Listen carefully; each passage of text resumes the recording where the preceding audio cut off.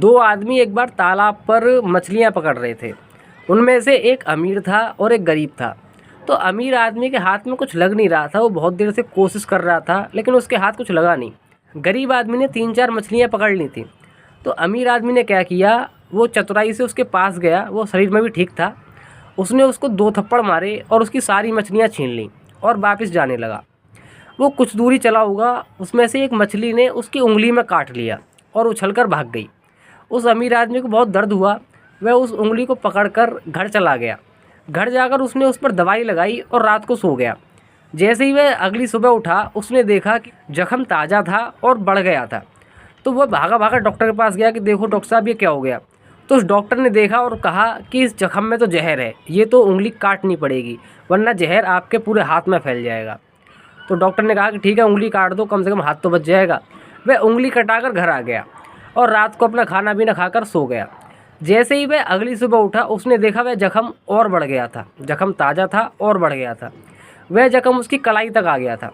वह भागा भागा डॉक्टर के पास गया कि देखो डॉक्टर साहब, ये क्या हो गया, ये तो और बढ़ गया। उसने बोला कि हाँ, ये तो और बढ़ गया, अब तो आपकी कलाई काटनी पड़ेगी, इसमें वरना जहर है और ये आपके पूरे शरीर में फैल सकता है। तो उसने कहा कि ठीक है, कलाई काट दो, कम से कम मैं तो बच जाऊँगा। वह कलाई कटाकर घर आ गया और अपना खाना पीना खाया और सो गया।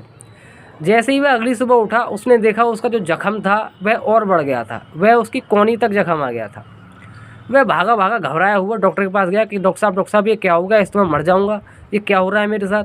उसने बोला कि ये हाथ आपका यहाँ तक काटना पड़ेगा वरना जहर पूरे शरीर में फैल जाएगा और आपकी मृत्यु हो जाएगी। तो वो घबराने लगा और सोच समझकर बोला कि ठीक है, काट दो, कम से कम मैं तो बच जाऊंगा। उसने अपना हाथ कोहनी तक कटाया और अपने घर आ गया और रात भर सोच में रहा कि ये मेरे साथ हो क्या रहा है, मैंने ऐसा क्या किया है जो जहर ये बढ़ता जा रहा है, बढ़ता जा रहा है, जख्म रुकने का नाम ही नहीं ले रहा।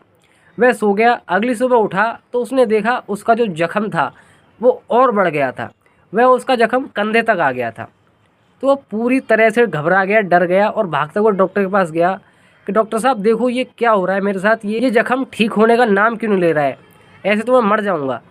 डॉक्टर भी देखकर घबरा गया। उसने कहा कि भाई तूने क्या किया है ये सोच, तूने कुछ दिनों में कुछ ऐसा तो नहीं किया, किसी को दुख तो नहीं दिया, किसी के साथ कुछ छल तो नहीं किया, कोई पाप तो नहीं किया, क्योंकि ऐसा जो फल होता है वो छल या पाप का ही होता है। तो उसने कहा कि नहीं, मैंने तो ऐसा कुछ नहीं किया, बस एक गरीब पे से 3-4 मछलियाँ छीनी थी जिसमें से उस मछली ने मुझे काटा था।